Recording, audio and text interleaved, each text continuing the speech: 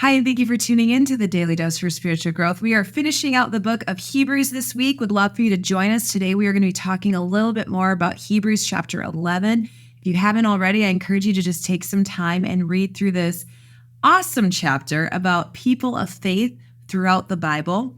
I talked a little bit on Tuesday about the fact that what faith is. We read that in the first two verses of Hebrews 11. You can go back and read that for yourself. Then there's tons of just little mini testimonies of God's faithfulness in people's lives as people stood in faith. I just want to read to you the last section of this chapter, and will lead to a thought that I want to sit on a little bit today. We're going to begin in Hebrews 11, beginning in verse 32. And what more shall I say, the author says?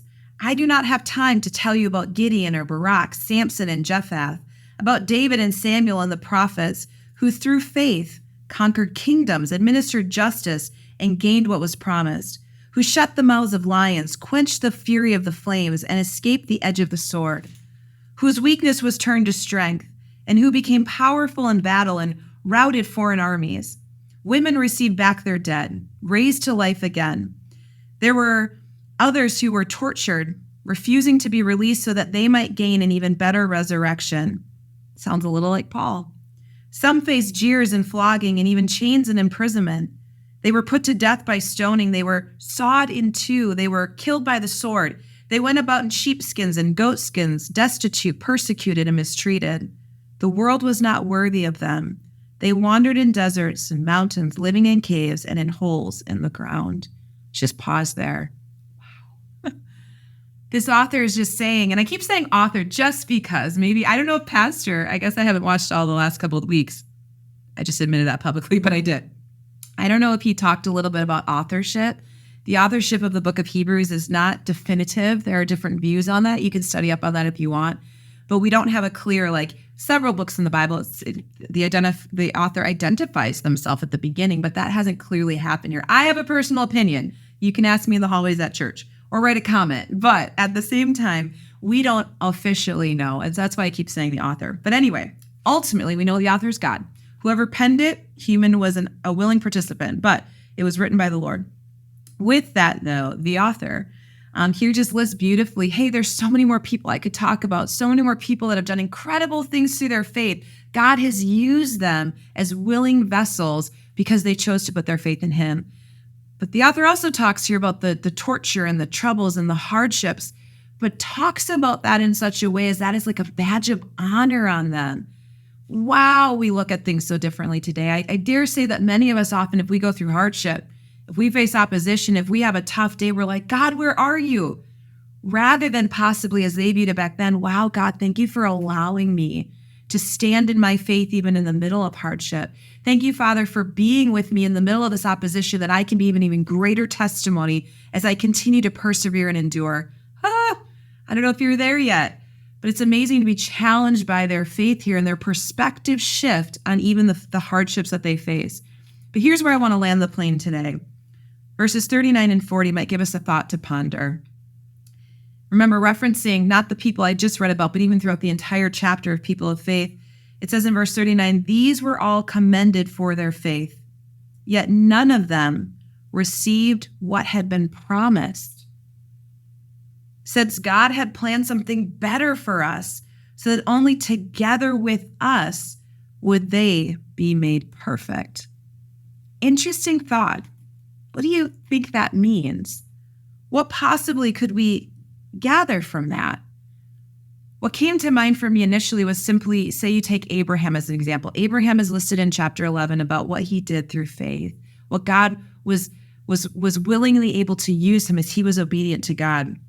If you think specifically about a promise given to Abraham, he was promised to be the father of many nations, right? You can read about that back in the Old Testament. But if you think about it, Abraham didn't live for 8 billion years, right? It's not like he saw the fruition of that promise. He saw the beginning stages of it. He saw his own wife in old age have a child. I'm sure he saw maybe a generation or two growing up, and he began to see the grandchildren, potentially the great-grandchildren. We don't know how many generations fully he was able to witness, but he didn't see the fruition of being the father of generations and multitudes, right? So God was working that out. But if you put it in perspective, we're reminded that as Abraham stood in faith, as God did things in his life, still Abraham is a piece of a puzzle. Abraham is just a simple thread of a greater scheme, of a greater picture being woven by God, as each of us are. And so sometimes in life, when we stand on the promises of God, we want to see it right now. God has promised me healing. God has promised me that he's going to do this or that or whatever it is. And then when things don't happen in our time or in our way or in how we think it should be done, we're like, where's God? He failed us. He lied. He's flawed. These verses challenge us, maybe help us a little bit, putting up who's on the throne and who's not, but remind us that God is working. God is doing exactly what he said. He never stopped doing what he said he would do. He never lingered and waited on a promise, but in his timing, he has a bigger picture in mind than just simply what's happening today. And so I think about Abraham, and God has completely continued to fulfill that promise, just as God has completely continued to fulfill the promise of saving you, redeeming you, and heaven awaits you one day if you put your faith in him. But it didn't happen today. We're trusting in that's going to happen in faith. I challenge you specifically in things that maybe you've held a little bit of grievance against the Lord because his timetable and yours hasn't lined up, or how you thought your life would play out hasn't come to pass yet. Be challenged by these people of faith that they got to see God do miracles, but they didn't all happen within their lifetime, what God had promised. And yet they're commended for this and reminded. Let me read those verses one more time. These were all commended for their faith, yet none of them received what had been promised, since God had planned something better for us, so that only together with us would they be made perfect.